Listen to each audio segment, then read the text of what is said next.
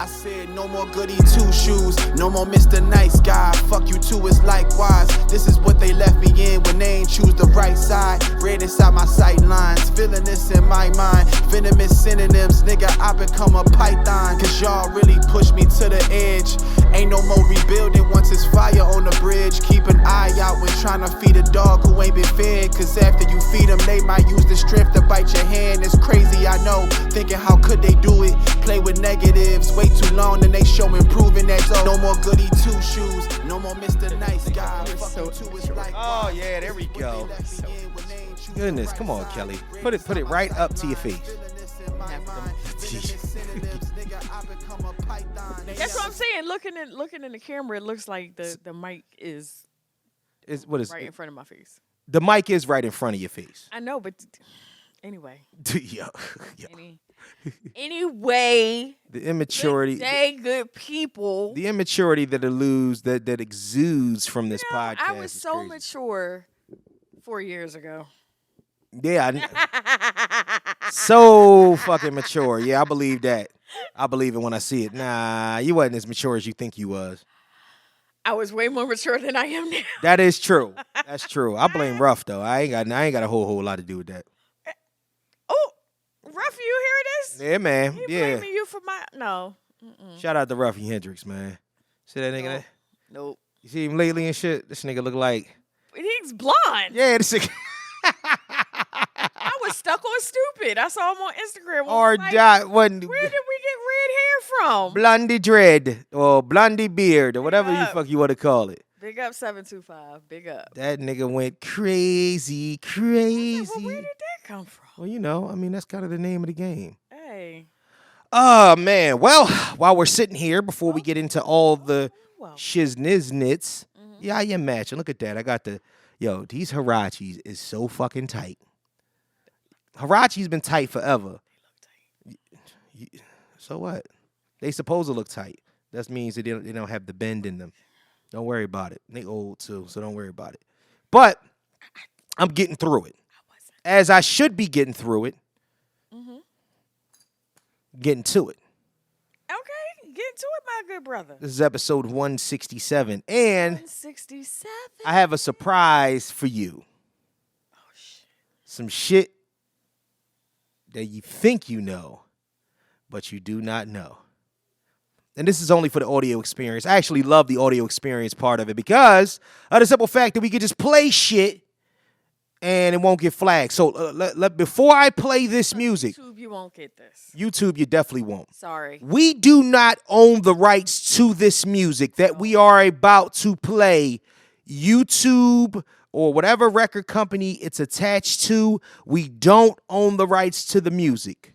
Now, I shall play it without further ado.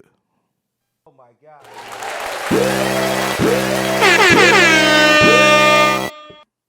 Everybody, welcome back.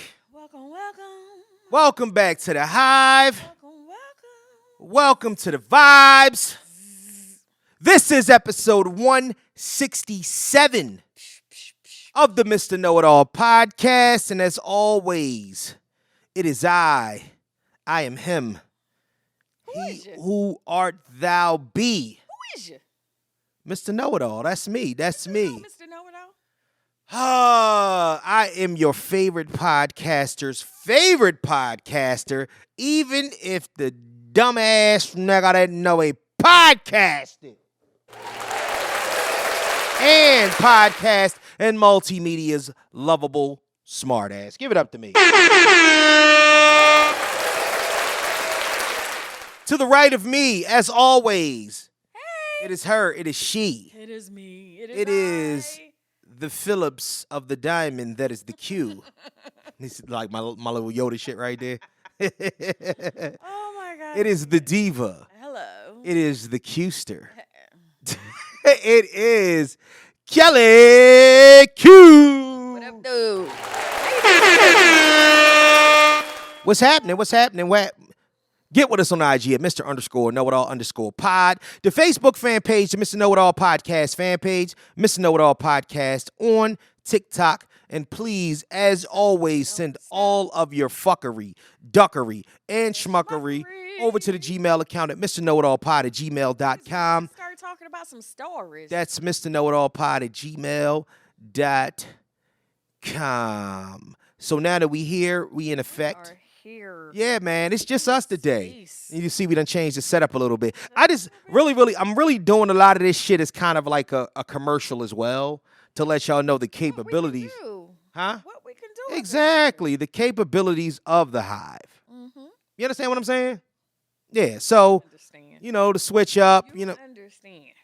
I wish you were talking to the goddamn microphone. Say something. I'm trying. I'm right here. Do you not see me in front of the microphone? Yes. But you a lot of times you like to try to sound sexy or some shit like that. I'm not trying to sound sexy. I'm just trying to. You hit yourself in the face with that one, no, right? I did not. I'm just trying to. Don't pull it too close. Yeah. I'm just trying to be comfortable. There we go. All right, so we're here. We have a list full of goodies to speak with you about, but I guess the best bet is it is time to reach in that motherfucking cabinet and pull out your favorite condiment. Move the mustard over. Well, if you like Kelly, I think you keep that shit in the refrigerator. It's time for the ketchup. You keep yours in the ketchup in the refrigerator? No, it's actually on my windowsill above my sink. Why do you Ain't that where the dish detergent go? Everything's up there. There's oil up there. It's dish detergent. It's vinegar. It's whatever I need that I can just grab. So you just reach for the ketchup right next to the dish detergent. Yep.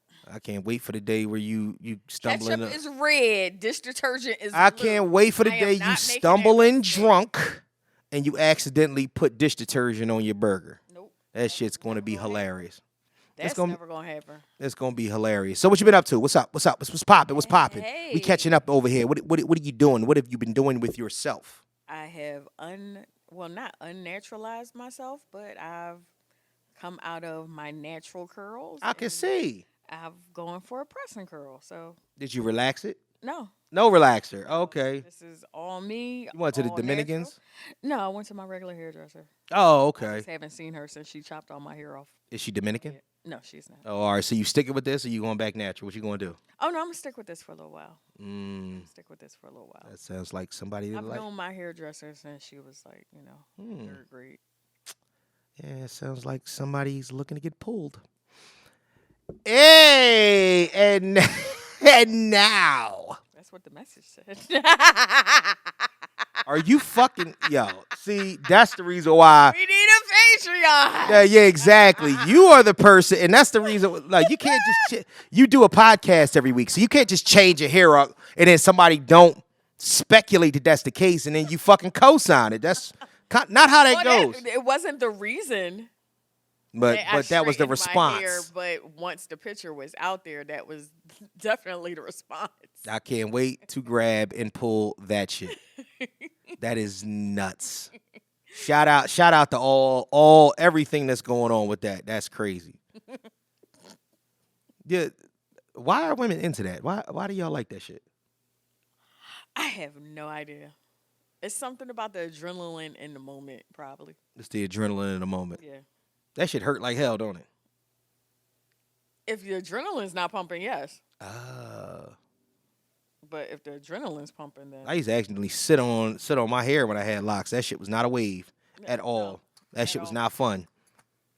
Yeah, that don't even sound like it was fun. Yeah, because it wasn't. Locks for days. Exactly. Sat on it, my fucking head moved to the side, and y'all voluntarily do the shit.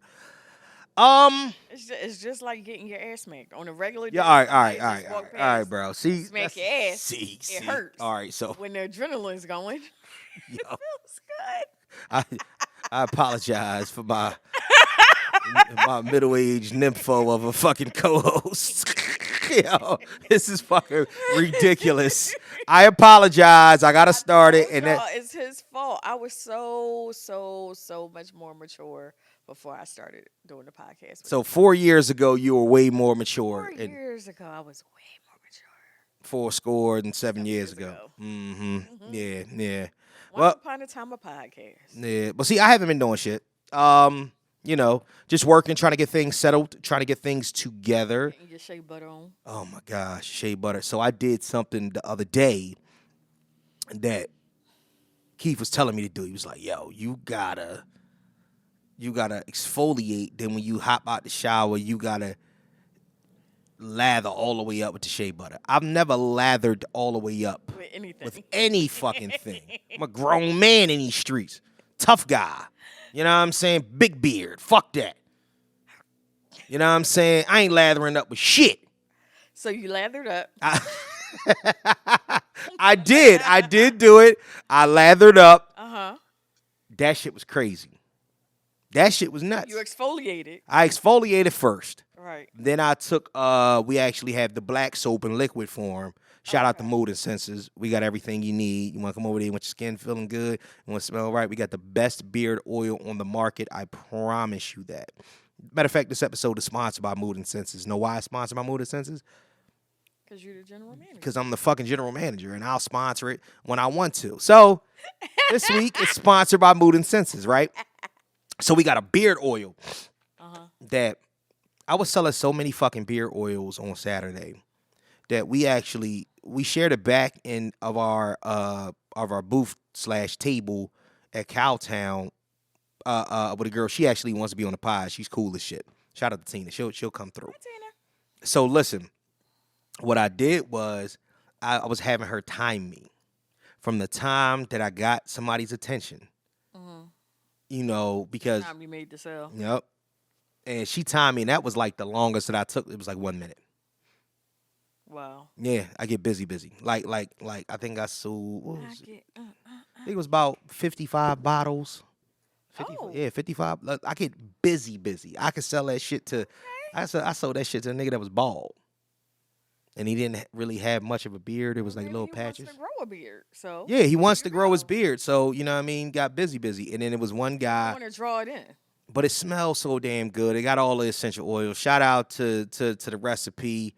Big brother Keith is putting forth. That shit is a vibe, and you know what I mean. And I sell it to women, like I sell it to everybody. Everybody can get it.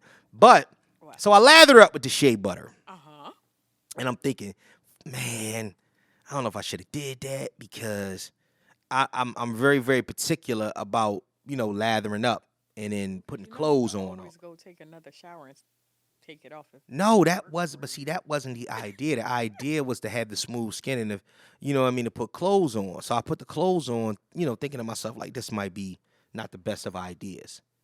Nigga. I felt like I was gliding through the day. Oh, wow. That shit was a vibe. I felt like I was fucking gliding through the day. Oh, wow. You know what I'm saying? The pants fit right. It wasn't I didn't feel it was no dry spots, no dry areas or whatnot. The cold wasn't getting to me. I just felt good. You know what I'm saying? So I think I'm gonna do that, you know, a couple times a week from now on. You know what I mean? Just excuse why. Yeah, exactly. You know what I'm saying? Plus it smells good, and you know what I mean? The aromatherapy is everything. Shout out to Mood and Senses. But yeah, you know what I'm saying? Beard oil here? I want to smell it. Oh yeah, I got some beard oil. Yeah, of course, I got some beard oil here. Absolutely, plenty of beard oil. You know what I mean, especially for tomorrow, because I'm gonna sell all that shit tomorrow. Going crazy tomorrow. Okay. Going crazy. It's Tuesday. You know what I mean? Tuesday and Saturday, Cowtown. If you're listening and you can make it out, come on out. Cop up. Anything you need. It's getting cold. I'm trying to tell you, the shea butter comes all the way in handy. Oh. Anything else you got going on? No, not much. You ain't got much going on? Not much. Working and I'm still employed, so hey, that's good.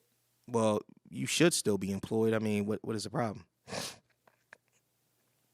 That's a Patreon conversation.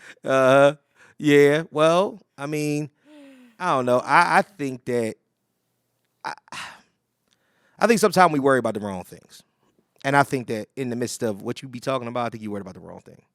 You know what I'm saying? Because you the shit at what you do. Thank you. Yeah, good job. Hold up. You see that? You see? I didn't say anything after that. I said thank you. Problems taking compliments and all that. It's Kellie Q. What can you do?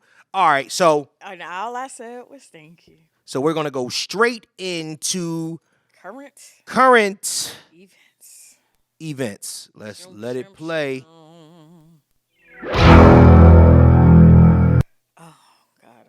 Ready for this. Oh, Lord. All right. So what you want to talk about first? You want to talk about Keith Lee Or you want to talk about fucking? KeKe gonna take longer. All right, so Going on with Keith Lee. so you've heard about Keith Lee, right? Keith Lee is down, and we should have He mentioned had it. Atlanta shook. Yeah, down there He in apparently. Vegas now. Oh shit! Look at my microphone going haywire. Your microphone going down. Don't do that. Don't do that. Don't you fucking dare. It fell and went and turned upside down. See, that's what I'm saying, Kelly. I think I liked you better before you were getting any. So so anyway, said I was getting it. so Anyway, Keith Lee is down in Atlanta running amok. But he's not really running amok. anymore. All he's doing is, He's not even in Atlanta anymore. Well, this is, listen, my report just stems from him being down in Atlanta. He had him shook. Yeah, down in, whose restaurant was he at? Was he at Phaedra's restaurant and a couple other people from No, Phaedra he, Housewives? Who restaurant was he Old at? Lady Gang. That's Candy's. That's Candy's restaurant. Right. Okay. But and she put he went in there. He didn't get any food. He came out. Whatever. Right. And she, made a little video. Definitely welcomed him, to come back anytime. They had some things, and she was like, "Thank you for your feedback." Like she took it and made his review and response Right. a positive. Okay. So it was no, for whatever reason, Atlanta restaurants have all these backward ass rules, no matter where you go. And so many people have come up on TikTok and Facebook saying, he is not lying. Like it's plenty of times I call for takeout and I can't get takeout. I go in there, the place is empty, this, that, and the third. So he's not lying about his experiences. These are just his experiences. So what's the problem? He's going in there making money. The problem is he's going into some places. It's not a problem for anybody watching. It's a problem for the restaurant. So it was one restaurant. The place was rude. He didn't get his food. Yada, yada, yada, yada. Instead of apologizing for the service, saying that we're going to take this as a learning experience, they're going to post like a video like, who's Keith Lee? What about the niggas? I know who Keith Lee is. What about the niggas that I heard that threatened him? I didn't hear anybody threaten Keith Lee. I heard the restaurants were threatened. Oh, because I heard people was like, I don't think that they did it face to face because he's an MMA fighter. Everybody got Twitter fingers. Yeah, he's an MMA fighter and he'll. Yeah. Oh, I didn't know that. Yeah, he used to be in the UFC and he'll fuck one of y'all up. You know what I'm saying? Oh, wow. But I heard about the time when he sent his family in there and a lot of the places they couldn't get it to the tables and shit like that. A lot of the places he hasn't even gone into himself. He sent his family in. Right. To get seated and what is their experience before he walks in. So what makes his popularity what it is, though? I don't understand, because there's plenty of fucking food critics out there. Because I guess he seems more like a regular guy like us, but he's telling the 100% truth. And he says, don't threaten the places, don't put bad reviews if you have not, experienced it yourself.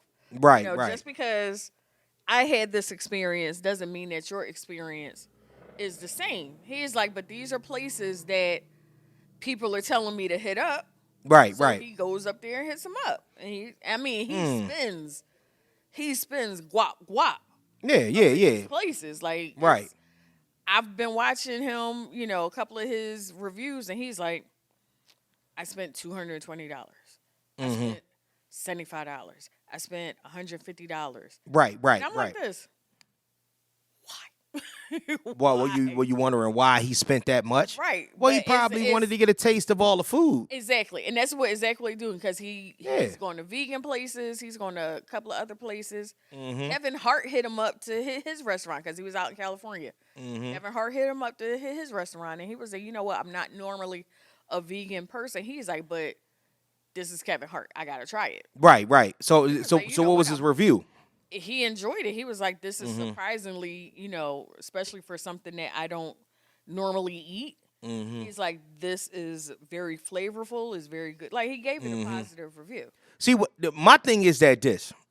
I really, really want you niggas to stop shoveling bullshit in front of people and then passing it off like it's the best shit in the world. That's the problem. That's the reason why y'all upset, because Keith Lee got y'all figured the fuck out. That's what it is. And another thing is, niggas stay experimenting.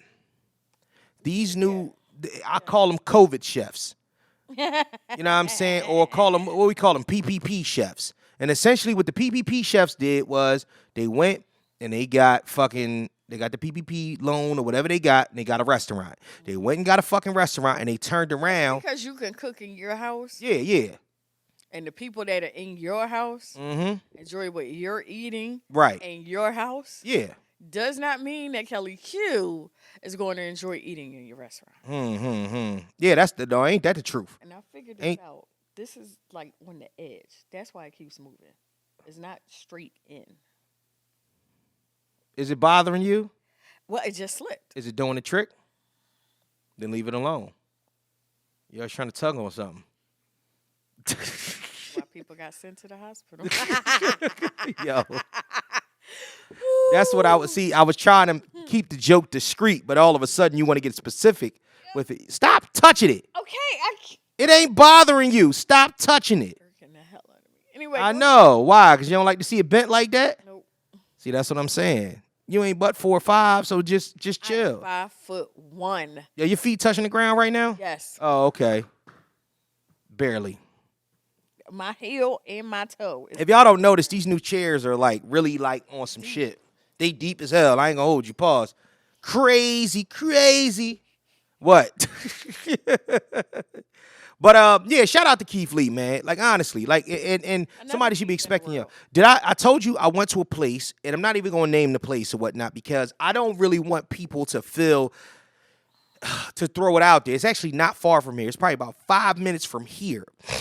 And I had turkey leg with cornbread waffle.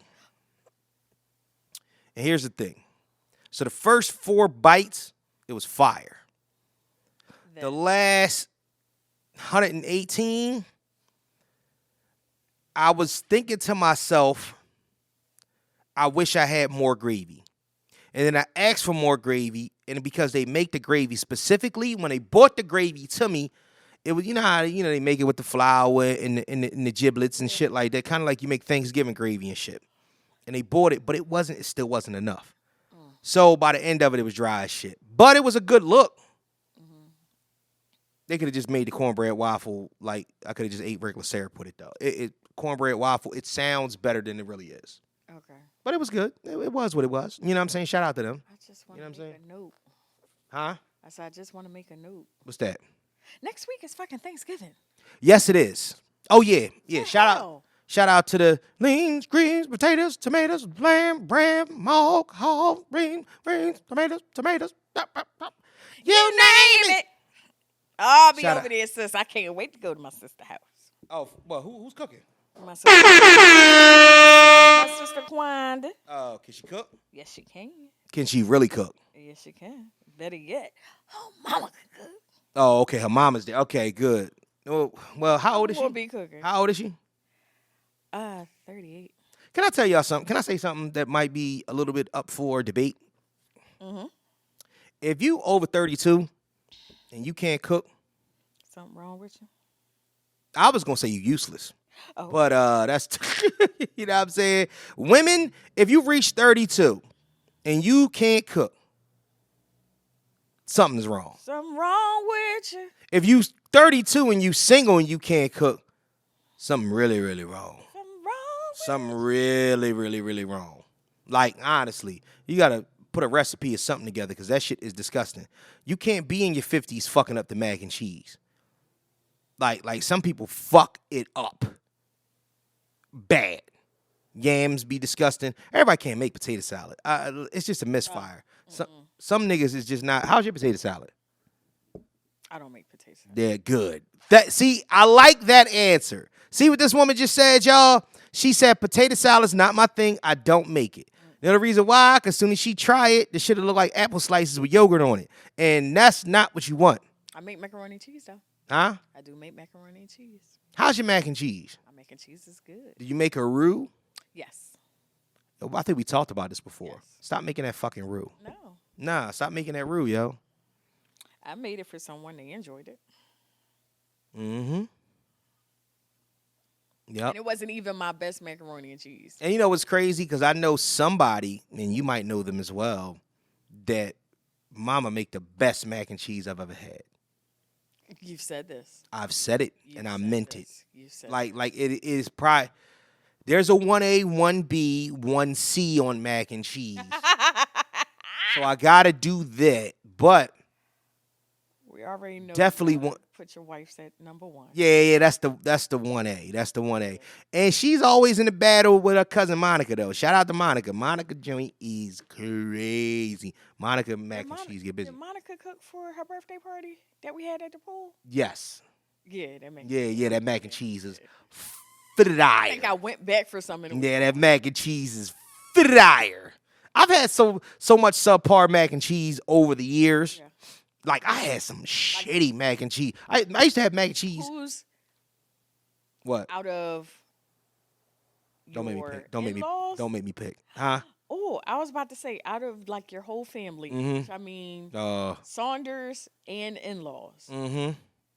The top 3 macaroni and cheeses. Top mac and cheese. Top mac and cheese is Shannon. Uh-huh. That's because I've molded it over the years. I honestly, my input has molded into the perfect mac and cheese. Okay. And then I actually had her have a macaroni off with Kaim's ex-girlfriend. Uh-huh. And she stole the recipe and tried to make it because Shannon gave her the recipe. So she tried to make it better than Shannon. And then Shannon turned around and Vollywop. yeah, she did the Tony Danza on. I'm the boss. Who's the boss over here? That shit, it was just different. I tasted hers, then I was like, what the fuck did you do extra? She had to do something extra. Uh-huh. You know what I mean? It's the, the student now becomes the teacher. Nah, homie. I'm staying a teacher. Professor. I am the professor. Okay. I am the so Shannon is number one. The reason why her and Monica's goes back and forth because Monica makes smaller portions for less people. Mm-hmm. Shannon makes bigger portions. So therefore, when Shannon makes bigger portions, Monica's might edge her because you could tell the little bit of extra love she put into it or whatnot. But even Shannon will say that she likes Monica's better. Oh wow. So therefore, that's a It goes battle. back and forth. Yeah. Number 3. Well, you said my in-laws and family, right? Uh-huh. Yeah, Aunt Linda's is up there. Aunt Linda's is forever gonna be up there. Uh-huh. You know what I mean? Because there's Aunt Linda's. You know what I mean? And yeah, that's everybody else is. You know.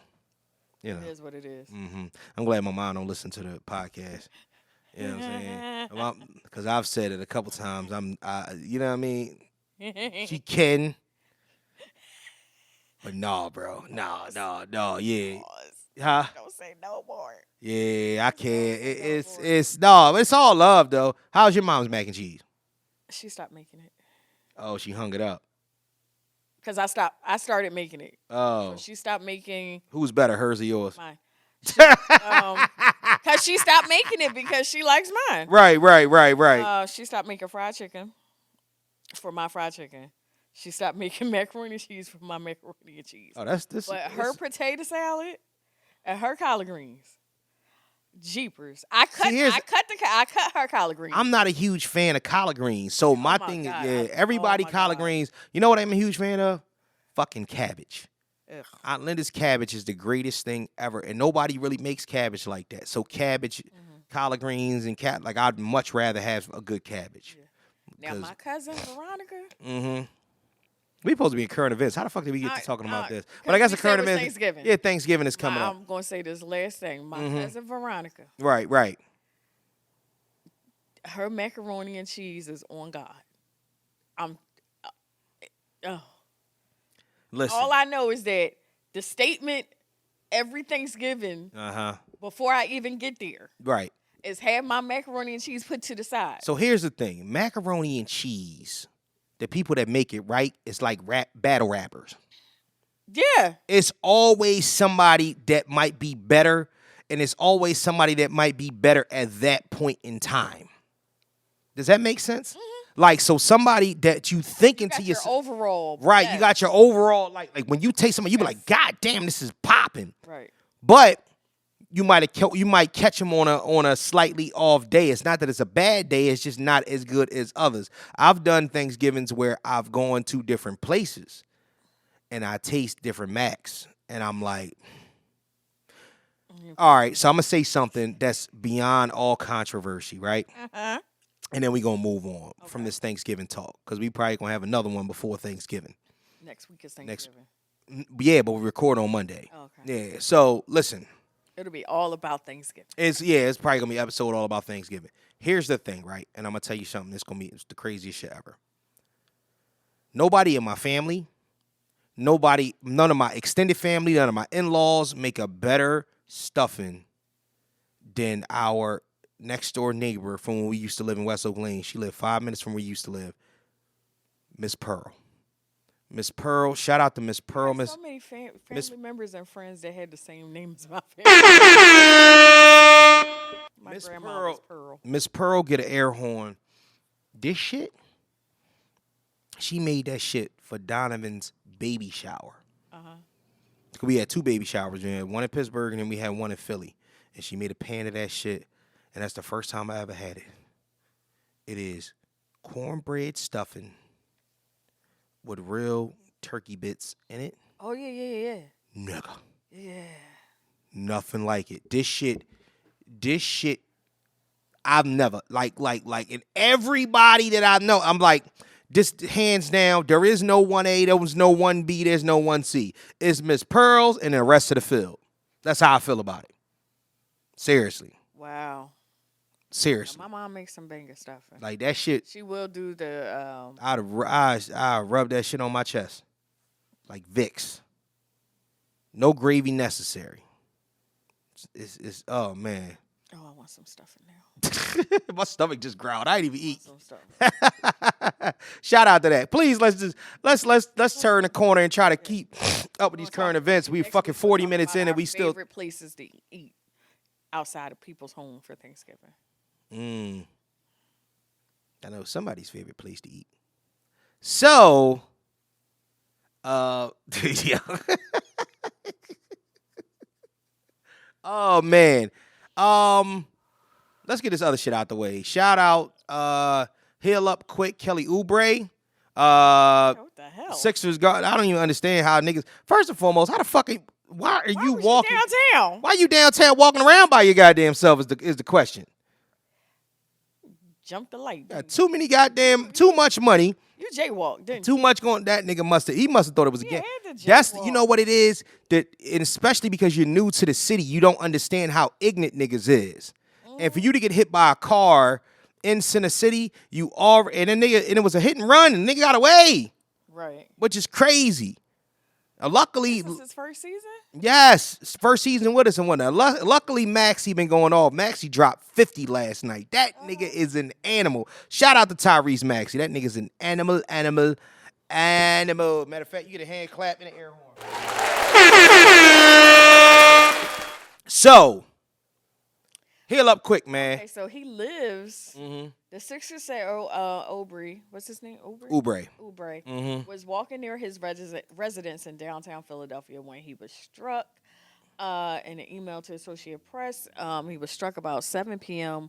while crossing the street at Broad and Locust in Center City. That's why. That nigga was trying to run over there. It's just a couple different. You know, he's probably going to Wawa or something. He was jaywalking. Nigga was trying to get a goddamn. Broad and Locust? Broad and Locust. What's a Broad Locust? There's something around there. He was jaywalking. He was just trying to stroll across the street, probably trying to get a burger or something like that. You going to hit a nigga trying to get a burger and keep driving, you nut ass bastards. Now they at home like, damn, I hit that nigga. Yeah, stupid ass motherfuckers like you hit. Get you. And that's a big nigga to be hitting too. Pause. Wow. Whoa. God damn. That was bad. Yeah. Pause. Flag on that whole play. That's wild. That's a dent in your car right there. Oh my gosh. That's crazy. See what's at Broad and Locust. Really, you gonna see what's at Broad and Locust. But anyway, shout out to the Sixers. They are 8-1. Are they 8-1 now? 9-1, something like that. And the Eagles are 8-1. So, did you know that the Eagles? Where the DoubleTree is. Huh? It's down where the DoubleTree is. Oh yeah, that's right over there. Yup. What's over there? Is it a Wawa? Something over there? No, they closed that Wawa. It's something. It's food spots there. It's something that he was gonna go get a burger or some shit like that. What else? Did you know that every time the Eagles go 8-1, we go to Super Bowl? Did you know that? Let's not talk about it anymore. No. Because I'm not jinxing. I'm not hexing or jinxing anything. Right. My fucking team, because this is beyond reproach. I do what I'm supposed to do. I'm at where I'm supposed to be at. I put my jacket on and I root for my team properly. We going back to the bowl, and this time we'll win. Shout out to the Bird Gang. Bird Gang. The Marvels had the worst opening weekend in MCU history. Don't laugh. That shit ain't funny. This is our shit. This is our shit. No, but like I expected that. You know, can I tell you? First of all, Captain Marvel movie was horrible. That shit was ass. That movie was horrible. So the reason why this is actually what was going to be Captain Marvel Part 2. It should have been. Since the first movie was so horrible, they said we're not going to let her do another movie by herself. So then you got these two. Can I be honest with you? I didn't watch Miss Marvel. Can I be honest with you? They got to speed this fucking story up, bro. They have to now we're another year behind because of the writer's strike. Shout out to the writers. I mean, shout out to the writers and the actors guild strike. Shout out to everybody. They're off strike now, so everybody's getting going. This is the thing. The problem is that now the story's being pushed back. It don't have the same fucking steam. Right. It just don't. I can't even get into all the shit that's going on with Jonathan Majors. I can't even get into King the Conqueror like I want to. You know what I'm saying? So it's already going to make him. I haven't watched Loki yet. I haven't watched season 2 of Loki yet. No, I haven't. Me either. Oh, you haven't watched it either? Mm-hmm. Oh, okay. Well, yeah. See, that's here's the thing. I had canceled my Disney Plus, so I gotta get. I think I gotta call my homie that got the password because I've been doing so much, man. I haven't been up. I did watch some shit. We'll get into that with TV, man. But I'm sorry though. I hate the fact that the MC. I think that this is now when the MCU falls, the movie theaters will fall. Yeah. So I'm telling you now, this is about to be a fucking wrap. This is about to be a wrap. If we don't, I'm trying to tell you, y'all better push these movies the fuck up. If I don't see Kang the Conqueror kill one of the fucking the biggest characters in the history of Marvel in at least 6 months, it's a done deal. I mean, we used to have them at least. We have one near Mother's Day. And then we have one in November. We gonna feel at least 2 a year. How I'm gonna feel and then another thing is, can I be honest with you? This nigga is dating Megan Good. I can't even really fucking take him serious as a threat to the universe no more. Why you mad? Why are you mad? Got that good old, yeah, I'm saying that good Megan Good loving. I can't even. Now, Josh Brolin, on the other hand, I've seen that nigga upset. I've seen him upset on plenty of occasions. I mean, he was the big brother in Goonies. You know what I'm saying? The nigga was the last nigga to die in No Country for Old Men. Like, he's been into some bullshit, and I understand it's Josh Brolin. I get it. He always looked mad. Even when he was a kid, he looked mad. But Jonathan Majors or whatnot, just be like, God damn, nigga, you got it made. You know what I mean? Your court case done flipped around. You know what I'm saying? Yeah, you almost beat Creed. You know what I'm saying? Like you almost. You know what I mean? You got not quite. You got the baddest thing in the game, like, and you know what I'm saying? Is she holding you up during the time where the white woman tried to slay you? Dog, it's a vibe. I honestly, Jonathan Majors, what can Kane the Conqueror be upset about? You tell me. I have no idea. Well, Kane and Jonathan are 2 different people. So you need to stop. They're 2 different people. You need to stop. King is a character. Shout out to them, though, man. And bring back Lovecraft Country. If you really want to do something, bring back fucking Lovecraft Country. Jesus Christ. And y'all it was only 1 book, so that's why we only got 1 season. Nah, that's bullshit. That's what they told you. They wanted that show was too good. What else? Watch it again. Yeah, that's pretty much. Oh, okay. Now that the writers and the actors are off strike, is there 1, maybe 2, but 1 show that you're waiting on to come back on? No. Really? No, I wasn't waiting on the show to come back. I want you niggas to get in gear and make these fucking Marvel movies so I can be entertained. That's what I'm waiting on. I don't give a shit about nothing. Are you not else. entertained? I am Not. not entertained. I want to give my rating on John Wick 4 too. That shit was a vibe. Did you see it? Yeah. All right. We'll talk about it later. That was everything. Yeah, we'll talk about it later. Did you see the Continental? I didn't watch the Continental. Maybe I should start that. That's what I'm gonna start doing. Shout out to them. I'm going home tonight to start watching the Continental.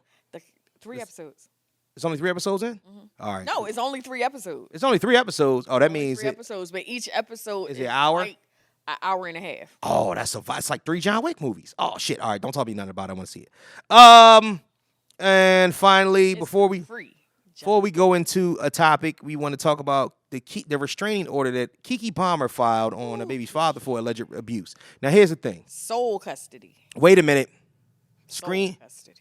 Screenshots are a motherfucker. Said like a motherfucker. I want to see the video. I don't. Here's the thing. If he's whooping her ass, security shot from her house. Yeah. But see, that's what I'm saying. Picked her up by her throat. Could you see the video or was it a still? It was a still. Why the fuck are they doing that? Show the video. Cause this is the thing, man. I hate he say, she say. I hate that it's a situation that involves people that all of a sudden we're talking about this, we're talking about that. All the shit is massively speculative. Like, I want to know that he a piece of shit. I don't want to speculate that he's a piece of shit. So if she, like, if there's a video of them two fucking fighting, because this is what I hear. I hear that she be fucking him up and he be fucking her up back. You know what I'm saying? I'm like, I want to see all the toxicity if it's mutual toxicity. If he's a piece of shit and he's beating her, dog, I want them to catch you and put you under the fucking jail. But they got two screenshots. One. Yeah. But then you got the fucking, then you got the thing saying, you got the mom saying she gonna put a bullet in his head. Yeah. And then and his mom responding to that and then saying, this nigga's a choker. I don't fucking know what's happening right now. You know what I don't like though? I don't like, because the narrative is always gonna be that he's a piece of shit. If you if you tussling with your woman, you're a piece of shit. But we also gotta see this entire process. Because if them two, like you remember what happened with Chris Brown and Rihanna. Like not until now did Chris Brown come out and tell the fucking story. Did you hear that story? Nick came out and was like, listen, we used to fight. She'd punch me in the face. You know what I'm saying? I tried to restrain her before, but I'll smack her. She'll punch me. We get into it. He was like, but the one night it just got out of hand where she hit me while I was fucking driving and I turned around. Is somebody knocking on the door? I don't know. That was weird. But you know what I mean? Like she hit me, I turned around and I started hitting her. And that shit is vicious. Like it's a lot to talk about the toxic side of relationships like that. Honestly, don't ever put your fucking hands on a woman as a man. But women, please keep your hands to yourself. That is to everybody. Just don't hit anybody. Don't hit each other. My mother taught me growing up was be prepared to fight like a man if you decide to put your hands on a man. Say it again. Keep your hands to yourself. Absolutely. So my thing, I just hate the still shots because the still, you know what? It might just, I mean, between it was a football player that. Oh, you talking about Ray Rice, the elevator? No. What? No, it was another football player. He threw his ex-girlfriend into the TV. I saw it. God damn, I saw that. That shit was out of control. In front of the baby. In front of the baby. I did see that. And I think and they showed that shit. Yeah. Since that, they haven't really been showing videos. Showing the videos like that. It's just been so much. And to have to, as her or anyone else, right, relive that. No, I get that. And then some people, been through that. So then that brings up existing trauma in their life. So a still right now might be the best thing, to put out there if you're going to put it out there. Yes, they may have been going back and forth, but so the problem is that of you doing it, sir. The problem is that the still show is it. You can always damn a situation via the still. You can catch a dog in the middle of barking and it looks like he's vicious because he's fucking barking. Right. So it went left real fast. But the reason why I want to see the whole thing, because I would love to see if this nigga, and I keep saying it, I want to see if he's a whole piece of shit. Or if it's one of them situations. We already. Or if it's I don't want to say we already thought he was a user and he was. No. That's women that thought that. I never thought the nigga was a user. Yeah. Why did you think he was a user? He just looked like a clinker. That's bullshit. His brother is rich. He actually has businesses. He makes his own money. Right. So why was he a user? It was the whole outfit at Usher situation. Yeah, he was a bitch ass. He's a bitch ass nigga shit. Right. I think it just was like from there, you kind of started showing who you really were. Oh yeah. He was on some bullshit. To the world, He was on some fuckity fuck shit with that. Probably already knew, but when you're in it, sometimes you can't see that person because you're so entranced in your new family and everything, and you can get past it, but. There's that time when when you're done and you're done.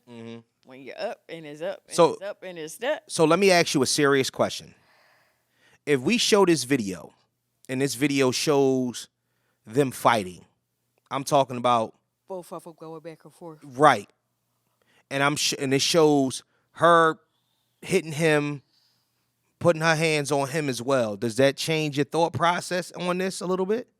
Or, because the reason why, and that's one of the reasons why. I think if we see the whole video from, like, the very beginning to the end. Right. And we see who initiates this hitting, she could be going down in self-defense, depending on how it starts. So you saying that she could be, you saying she could be fighting back. Because there's two instances. Right. She could be hitting him and he could be hitting her. 1.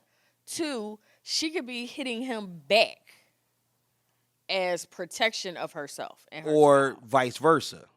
Or vice versa. So what if it's vice versa? That'd be my thought process, and I hate to bring this up because I'm not in no way, shape, or form victim blaming and shaming. I just hate to see shit like that because it already paints the narrative of somebody that we don't put in the best light.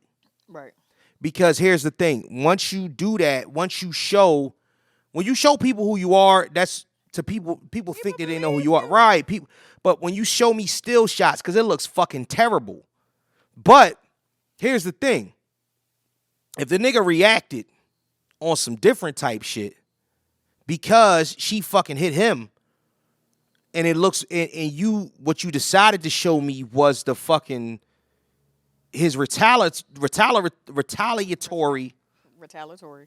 Thank you.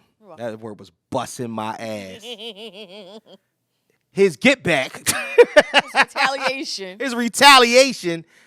My thing is, to me, that paints another picture. Yeah. And the reason from what I'm reading. Yeah. From what I'm reading, he got a history. He has a history. He has a jealous streak. Yeah. And looking at some of the stuff they say that he did. Right. While she's out, out in public with people, reminds me, and I'm not going to say, he is that person, but it reminds me of the stuff that I've heard about, oh my God, what's his name from the Temptations? David Ruffin? David Ruffin. Oh, shit. Tammy Terrell would be talking to somebody from Motown. Just talking. And she laughed. And he beat her ass. And you the one that told me that Tammy Terrell used to get fucked up by a couple different people. So James Brown, why was they whooping Tammy Terrell's ass? What did she do? And why did you let them? Yeah, that's kind of crazy. Yeah. That's kind of crazy. I love All right, let's move on. But yeah, thoughts and prayers to everybody that's involved into this situation. Especially the baby Leo. Especially the baby. Yeah, That's especially where the baby. all the prayers is going to the baby. Yeah, yeah. All right, so we're gonna get into this. Let's get into this topic. The topic of the day is about this Jeezy and Nia Long interview. Okay. So I'm gonna let you be interviewer. Huh? I enjoyed it. It's Nia Long. I enjoyed it because it's Nia Long. And my goodness, late 40, early 50 Nia Long. Yeah, she's in her 50s. Yeah, she's in her 50s. Still got it. That thing. Whoo. Let me tell you, young boys, something. Basically, he said that thing is stinging. These women that's crossing the thresholds in they motherfucking late 40s, early 50s that still got something with the shit. Like the women that's about between 11 and 7 years from menopause is doing something different than niggas out here in the streets. Like, honestly, it's almost like they running this is a track meet right now. And these young niggas, listen, I don't know if it's the young niggas, listen, middle-aged men is in they bag with some shit. Like, everything is different. It's just a different type of vibe. But these niggas right now is looking at the situation for what it is and thinking to themselves like, holy shit is wild right now. It's wild for the night. I'm gonna let you be mature on this, right? Ooh. Yeah, you can be mature on this. Thank you. I'm going to give the pushback on it. I'm gonna push from the other side. Sure. All right. Where shall we start? So, what's happening? Good brother Keith just stepped in the building and whatnot. I had to acknowledge him. You know what I mean? You know, but yeah, I know it was, bro. We will talk. Where shall we start? So we shall start with, what did you think about this interview? You know what? I don't want to say it put things in perspective for me. Okay. But a lot something was out of perspective with Nia Long and Jeezy? Well, no. Personally. I want to say, one, a lot of what she said right about her personal experiences, about relationships, almost word for word is some of the stuff that I said and we spoke about last week. And this before the video even dropped or even clips. That's true. Even dropped. Right. She was talking about how do you have a successful relationship and you've never seen one. You know, and I'm just like, I just said that, and I've said it multiple times. Right. On the show. And just, being in a place with Jeezy to where she can have him open up, where he was comfortable enough to open up. Right. To someone like we all know Nia Long, but he doesn't know her like that. But to feel comfortable enough to sit down there, talk about being molested, talking about his relationship with his mother. Right. And some of the stuff that she put in perspective for him, like, understand that even though she was doing this and it was rough for you, that was her way of showing her love and protection. Right. Okay. Even though she was rough. Yeah. And it puts some things in perspective for me that we've discussed because we have, not that everyone knows my life is going on, but I do acknowledge that, I have some things going on with my son. And the inner circle. Right. The people that know me, but they also know sometimes I can take that, not criticism, but honest opinion, honest outside looking in conversation with you, and sometimes I can't. And there's been one of our friends that, saw a picture online, shot me the picture, said what they had to say. And I'm like, just got a whole attitude Right. about it. And it's not about perspective wise. Mm-hmm. It's not about me having an attitude and not being able to take what he said, but him being comfortable enough to say, hey, friend, this is what I'm seeing. So let me ask you a question. Do you look at it in a different light now that you've seen this? Yeah, that's what I'm saying. I'm looking Okay. at it completely different as, totally, being honest. Someone is actually, just trying to put you in a safe space. Telling you that, I see you, I understand. Right. And you may not even be looking at it like this. But this is what I'm seeing. All right. So I've kind of like taken my attitude back. You know what? I respect that. So that's like the Leo way of apologizing. You know what I'm saying? So there's no need for me to apologize because right. I never said it. Yeah. But you apologize to yourself for feeling that way about that. Right. Yeah. That's about right. Twice. Yeah. So here's the thing. My thought process is this. This is what they call game. Okay. The entirety of the situation. What it stood for. The process throughout, and what more than likely happened afterward. Okay? This is being your sister. Right. I don't want to ask what you think happened afterwards because I already know what you think happened afterwards, which I could understand because after a while. Right.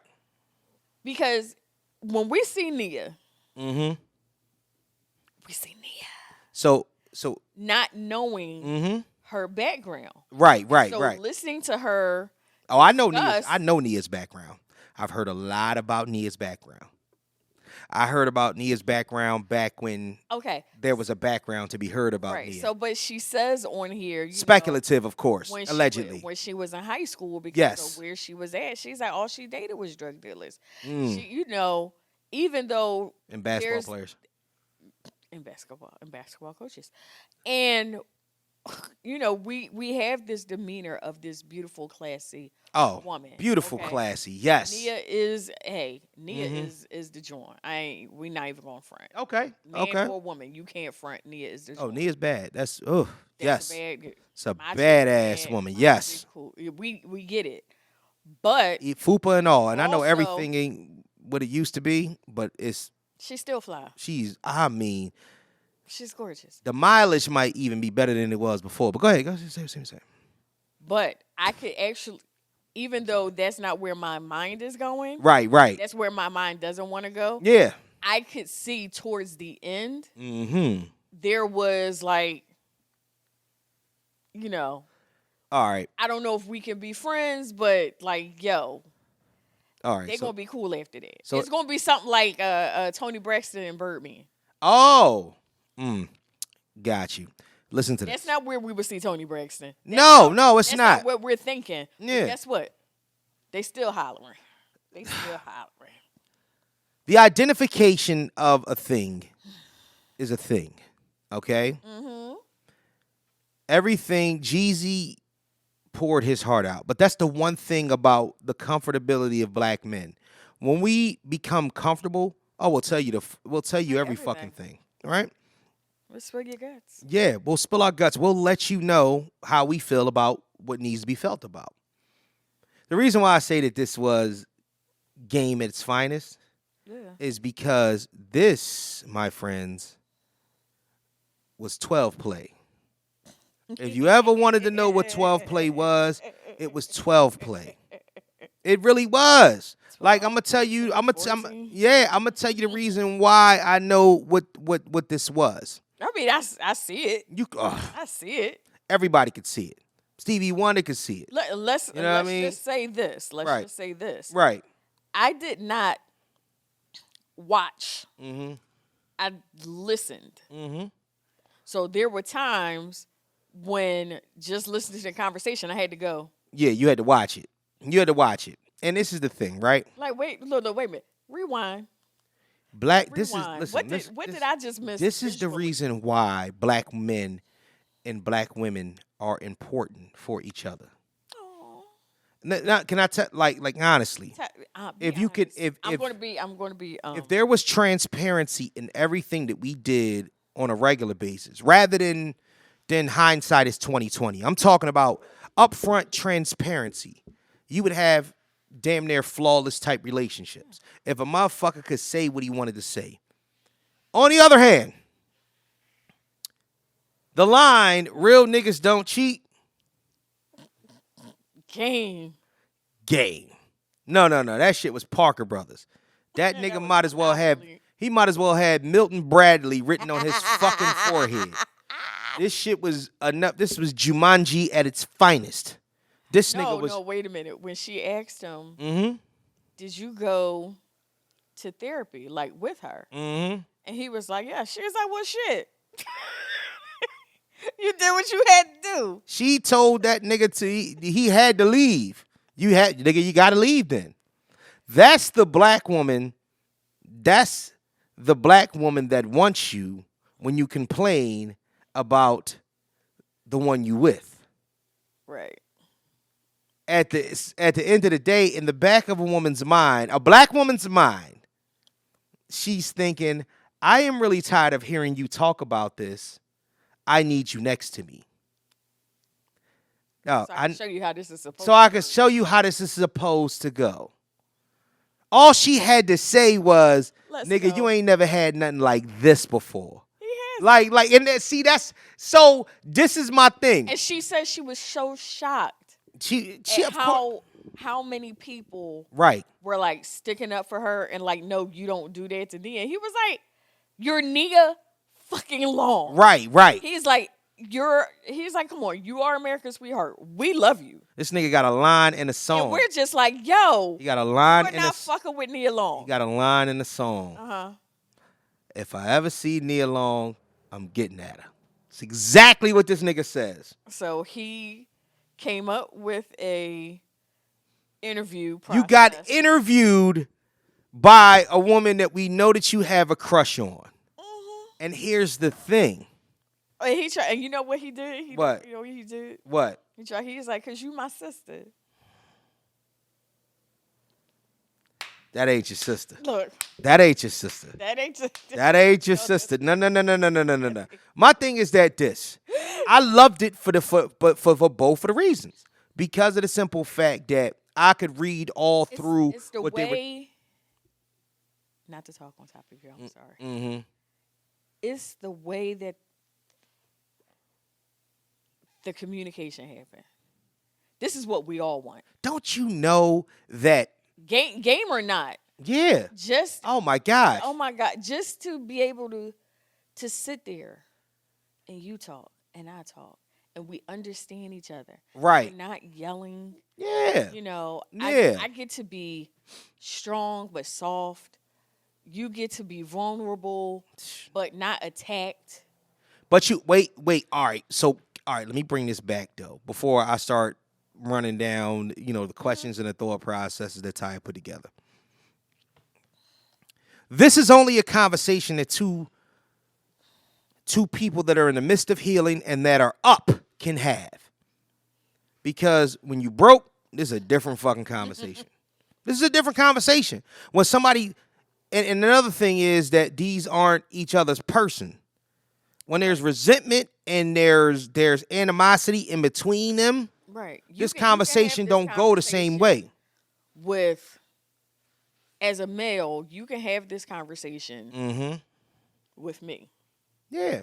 But you may not be able to have that with your wife. But this same It's conversation, a whole different, I'm coming from a whole different mindset as your sister. yeah. Then, so. This conversation is the reason why polygamy, it was probably the right thing. You know how people say, oh, you know what I mean, polygamy, bigamy, you know what I mean, polyandry, da-da-da-da, all this extra shit that people count as superficial and blah, blah, blah. Niggas just want to be. This is the reason. This is the reason. This is the reason why That's the reason for the men used to have a bunch of fucking wives. Because the new wife is going to take everything you say with a grain of salt. And she's going to look at them like there's something that you're not bringing to him that maybe I could. That whole thing, her even coming to conclusions, rather, this was not a Gail interview. You know what I'm saying? You could cut the fucking sexual tension with a knife.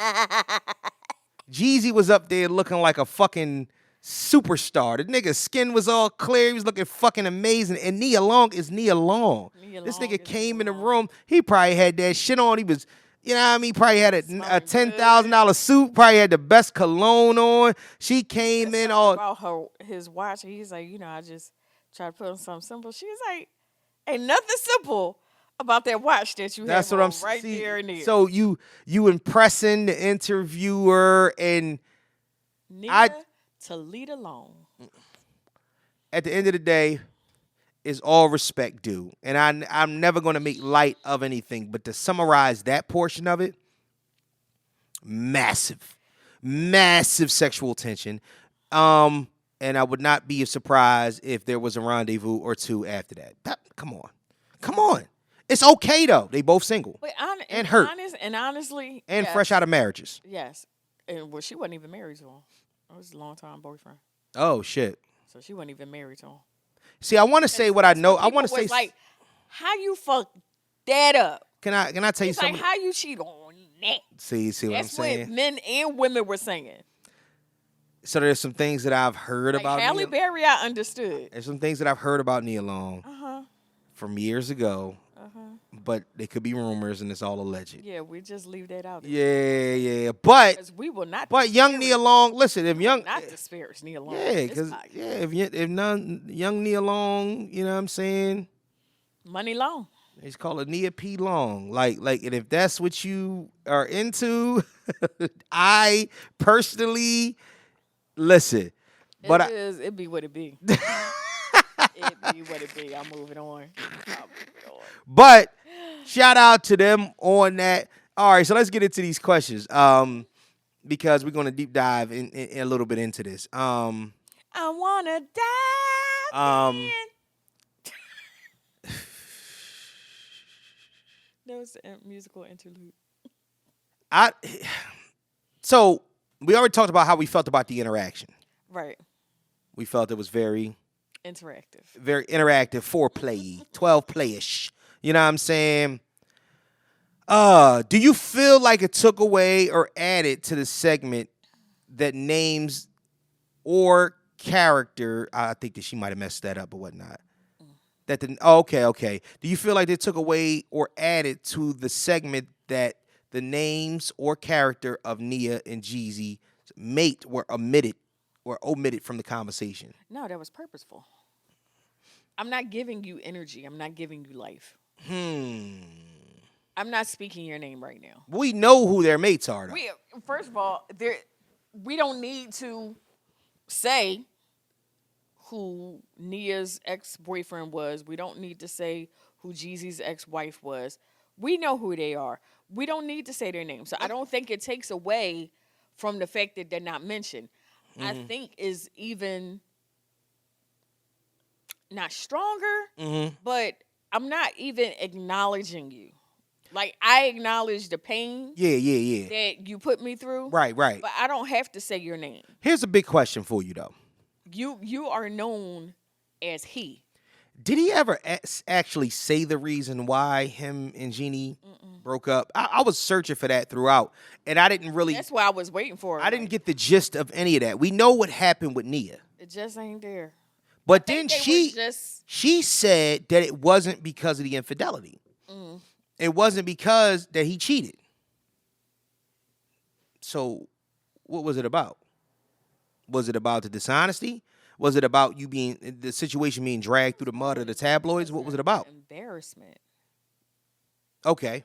All right. Yeah, I can see that. Embarrassment. Because had you cheated on me and I found out and we did counseling or whatever, we got through it. You know, it would be one thing, but it was just, I think the way it came out in the press, the embarrassment of the press, and just the way I think he kind of acted in the press. So it was just, You know what?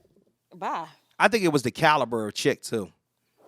I think On that top was of it. that, first I of think it was the all, caliber of chick that who her man cheated with. yeah.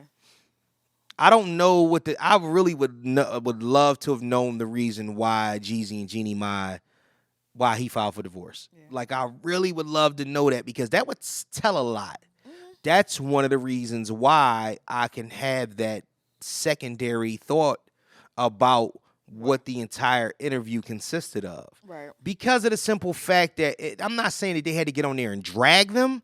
What I'm saying that is it had to me more to do with them talking about, you know what I mean, like trauma bonding and the trauma bonding sooner or later became sort of kind of flirtatious. Okay. And that's kind of my thing. Because we kind of come from the same place, Mm-hmm. experience some rough things, and it is what it is. I think, and this is just outside looking in Mm-hmm. for him and Jeannie Mai. I think, they were probably cool because they both in the life, limelight and this, that, and the third. Mm-hmm. But somewhere after actually starting a family, Mm-hmm. something clicked for him that, I think black men I and think black they women. probably just wanted two different things at the end of the day. That's true. One or Yeah. two different things from some of the things that I've been hearing and reading Mm-hmm. is that, he'll say, "Hey, let's have a few friends over." Next thing you know, it's a whole situation Yeah. with cameras and I just lights, think that there was a camera, action. there was a misunderstanding. Yeah. I'm I thinking think almost what's the name of that movie? what? Top 5. Where I got the top 5 from? Oh, Top yeah, top 5. five. Oh, right. Remember the With guy Chris Rock. remember Chris Rock was dating Gabrielle Union. He was supposed to marry her. Mm-hmm. And in that movie, Who did he end up with? Paula Patton? what's the other girl? Who was it? Rosario Dawson. Rosario But he didn't even Dawson, end up with her yet. Like, Yeah, they was just talking, you know what I mean, right. throughout the movie. They spent that evening together. Yeah. Yeah, But it was like she was mm-hmm. everything was for the show. Everything Gabrielle Union was for the show. Was for the light. Though maybe he And just she felt kept like saying, you have to go through with this. You have to show people that you chose me. I don't have any talent. I don't have this, that, and the third. mm-hmm. So everything became about the show. I think the more along the lines of what I keep thinking about is them maybe like okay, it's almost like a running joke. You ever speak with somebody and they just don't seem like they understand you when you talk? Yeah. I mean, like y'all seem like y'all are just from complete different planets. Like honestly, when I want to say something, if you crack a joke, if you say something, it doesn't resonate. And I think that it was all well and dandy. I feel like they had a hot low fling thing going on, and they got stuck. Right, they got yeah. After a while, it was like they just outgrew the situation. Yeah. You know what I mean? Yeah. Let me see. I mean, it was cute for a minute. Yeah, it was. Do you think Jeezy's issues with his mom? No. Go ahead. All right. And the violation of the babysitter contributed to his issues with black women and ultimately led him to choosing an Asian woman? No, because he has a child Right. before this one with a black woman. I assume. Let me ask you. All right. So this leads to another question, though. Why do you think that black men choose outside of their race? 2 reasons. That's a big question right there. That's loaded. Huge, loaded, kapow question. Pause. Go ahead. I said kapow pow. You said loaded. Like I'm too immature for that. You can't say certain words. You said loaded first. Anyway. Right. There's one where you just love who you love. Not that you purposely have gone out to search for someone of a different race. Right. You have that person. You love who you love. Okay. Then you have the other ones that purposely go outside of their race and do not date black women at all. Those are the people that some have been completely, some possibly hurt. they don't want to date with any, black women, or they're not even around growing up, not even around black women outside of their family to I think it's have something that else. option to date. I think it's something else. I think it's something else that people don't want to say. Because I don't think it's as trivial to Guess say, who's like, going to say it? oh, Mr. Know-It-All. I don't know. Don't do that, because I don't want to be that person. I don't want to be that person to say, You're to attribute. the lovable smart ass. You have to say it. But it's certain But things I to need me. to know. Say it. Say it. Say it. Say it. I think that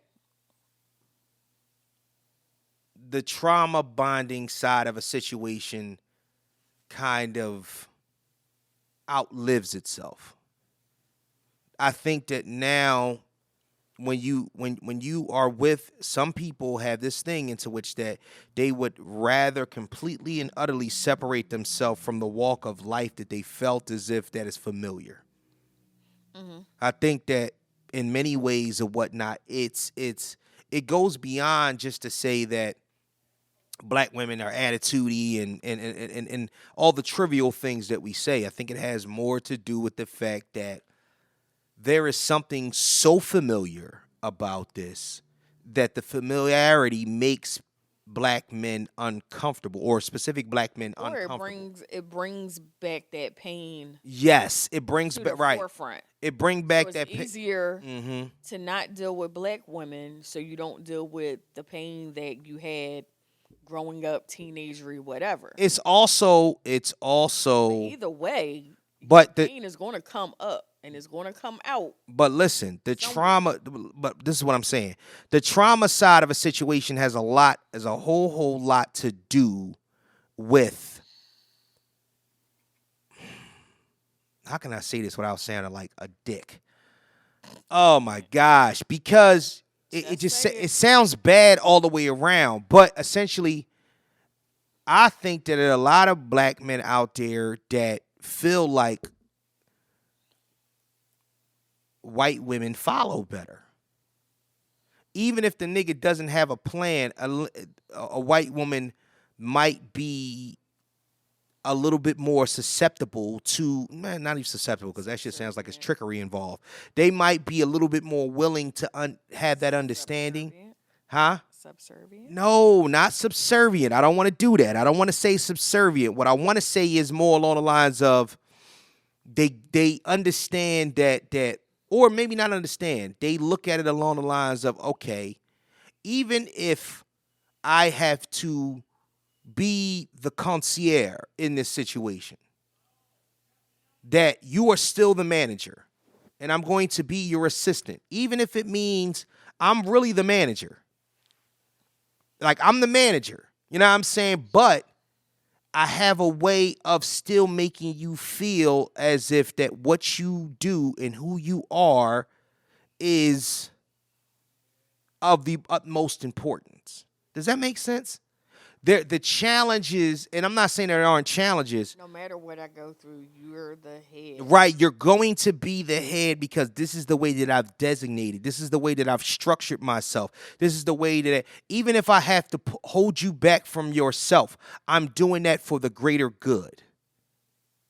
And I'm never going to feel as if that you are, that I am too much for you, or that I'm greater than you in that aspect because the way that I've chosen. Put it like this. I used to tell my son, and I told his friends that they're all of them around in the ballpark of grown men. My son will be 20. He got friends that are 20, 21 now, and they are in college. And the first thing that I said to him is, I said, listen, I'm not telling you to watch out for white girls because I don't want you to be right. I'm not one of them people. I don't really care. You love who you love. If you like it, you like it. I love it. It is what it is. What I'm telling you is that there are a lot of white women, especially if they come from the two-parent households and their circumstances and their situations, that they get to this place, and it might be subconsciously, but when they look for a boyfriend, when they look for somebody to be with, they're molding the situation to be the wife.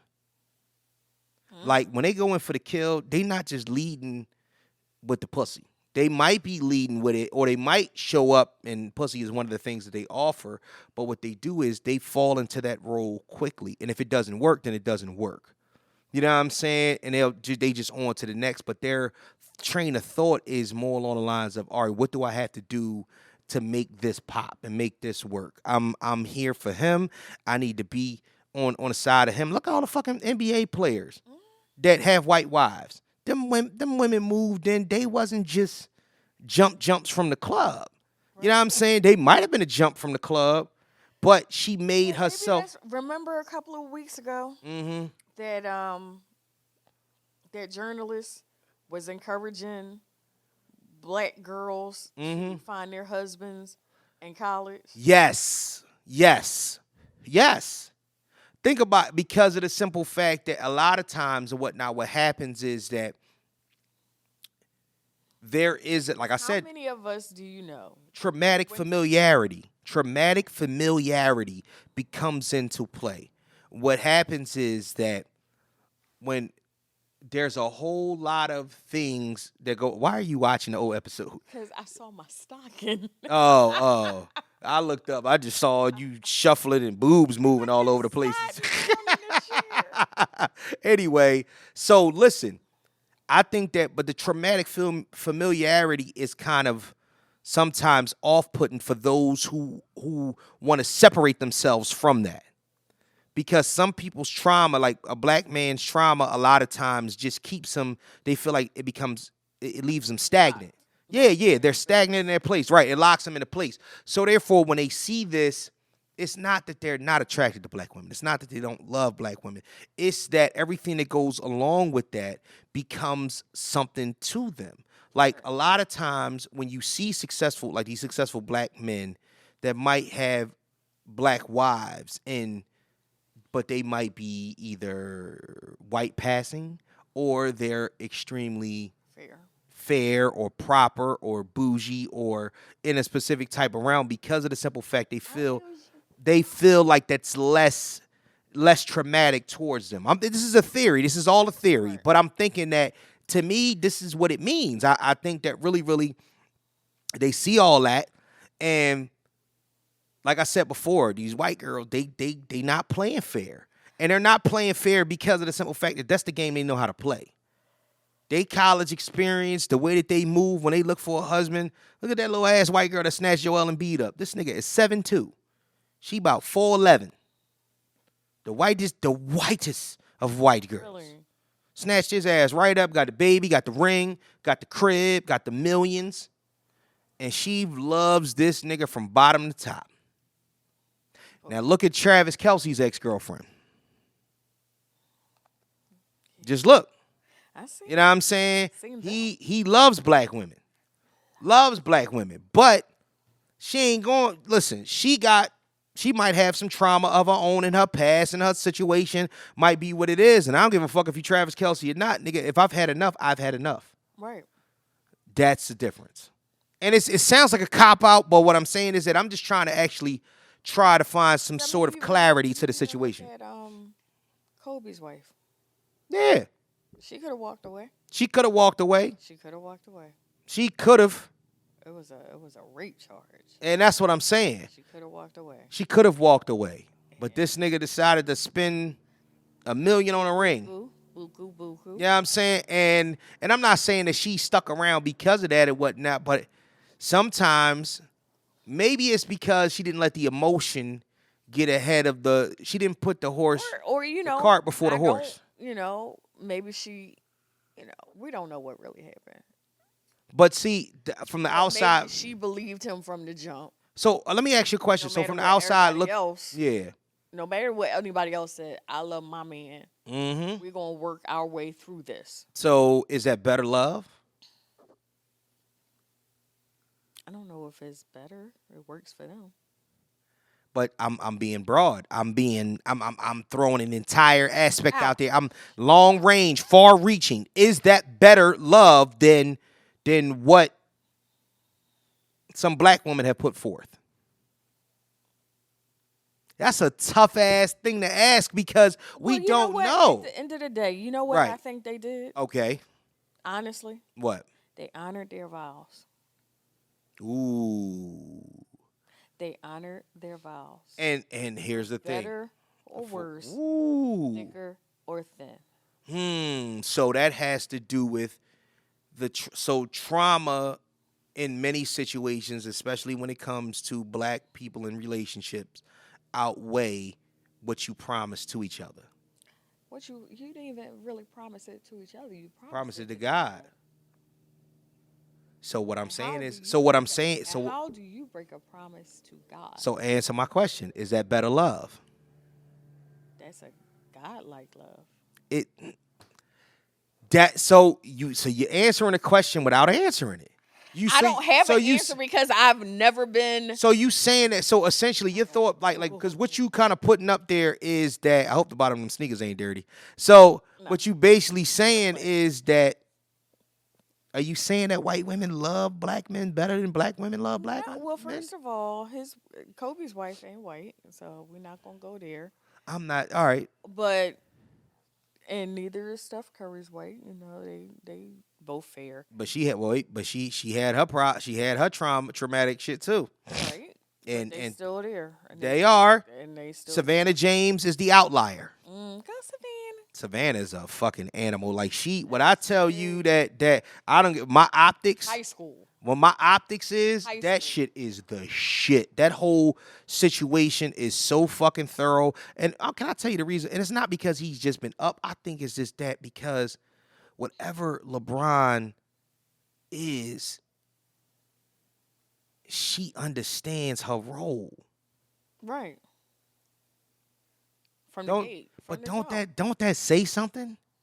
Maybe it's because it's LeBron. They had and maybe it's because it's LeBron and he's up and he's been up and he's been anointed. But she was with him when he wasn't up. Right, but that's kind of my point, I mean, man. I just saw the high school prom picture yesterday out of nowhere, and I'm like, she been down. Then maybe it's because that's another thing. Sometimes that's just when you find your one. High school prom though, because of the simple fact that the way to think there was there were very little traumatic. There was very little time for that intermittent trauma to take place. That trauma that women go through in their teenage years and early 20s. Because by then they were already together. And he was already either on his way or successful by then.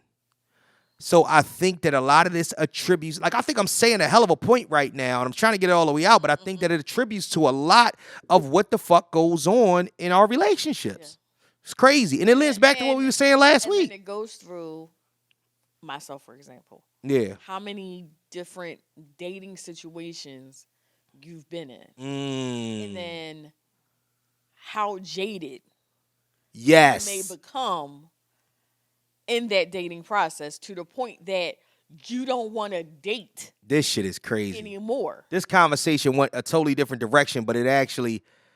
Okay. Oh man. You get to the point where you're jaded, you don't want to date anymore. Right.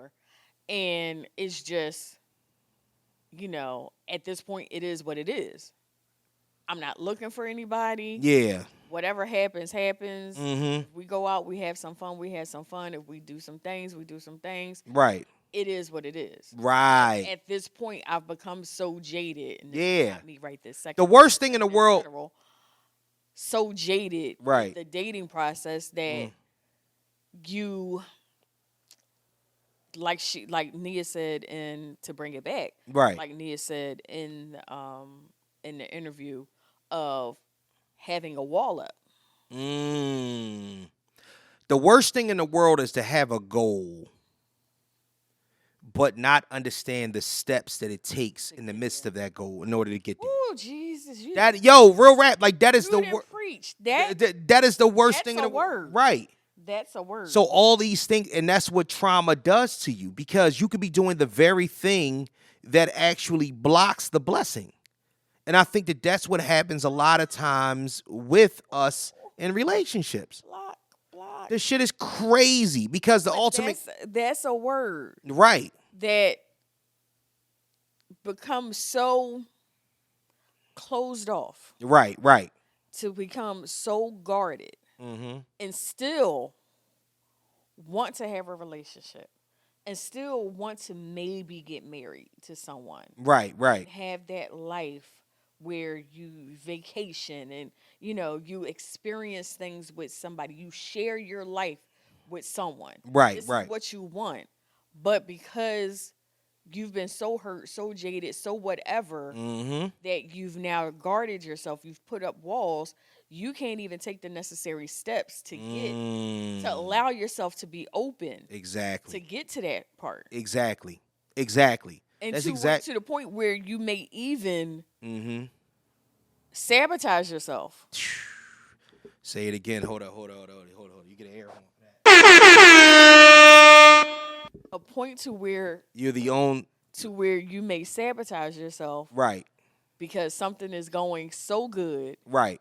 that you feel like it's going to go bad. So, not even knowing, you do it. So what you're saying is that we are the own saboteurs of our happiness. Yes. That's crazy. That's crazy because of the trauma that we've been through. Mm-hmm. So why not find some point in why not Why not? live and find happiness and contentment in where you are or where you could be with one person.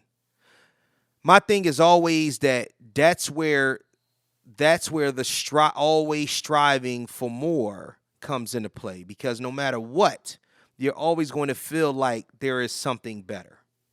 I deserve something better. I believe in something better. I need something better. You see what I'm saying? Like at the end of the day, it's I've been that person, especially in my mid-20s, right, right. where it was always looking for the next best thing. The Crazy. next best thing, the next best guy, the next best job, Right. the next best thing. Mm-hmm. And yeah, you see where that has gotten me. But it sucks With because a baby and a baby daddy. But it sucks because it's and then your situation is not even the tipping point of where most even go, because there are what happens is after a while when people come to that conclusion, they just become evil. Like especially women, especially black women. That's why black women get that stigma. They just become evil. I seen that lady today in Wawa. Oh my gosh, you could just tell she wanted to argue and vent about some shit that was just, she just felt like it was ventable, and she just wanted to keep going. You know what I mean? Just talking under her breath, cussing the person at the register out. The person at the register made a mistake and put the gas on the wrong thing. She wanted the money back instead of letting them switch it over to the gas because she wanted to go elsewhere. She made a big point out of it. It just becomes a thing. People are just so driven by this angry ass shit. Yeah, Everything is not an argument. it's not. It shouldn't be. Let me move on to the next thing. Boy. Do you think that Nia couldn't recognize that a relationship wasn't successful because she's never had or seen a successful relationship? No, I think she probably, thought it was successful for what it was. If she, I mean, they didn't get married, so I don't know what she gauges. And I think we would need to know that, what she gauges as failure and a success. See, that's another point too. That's a big point, because Even Kellie Clarkson talked about that. She's recently divorced. yes, And yes, she yes. said, we didn't fail at our marriage. We failed to continue our marriage. To me, that's semantics. That's semantics to me, though, because to me, like, we had a successful marriage. It didn't last where we thought it was going to last. It came to a point where we started thinking differently and we couldn't get back on the same track. So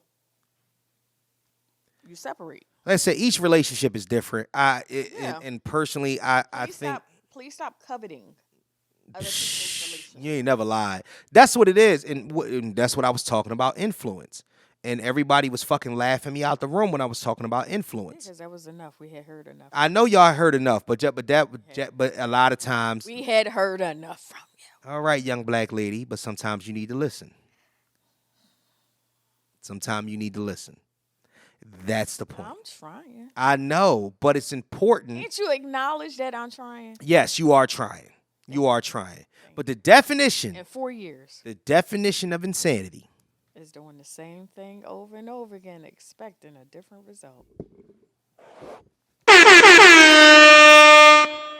Exactly. Finally on this topic.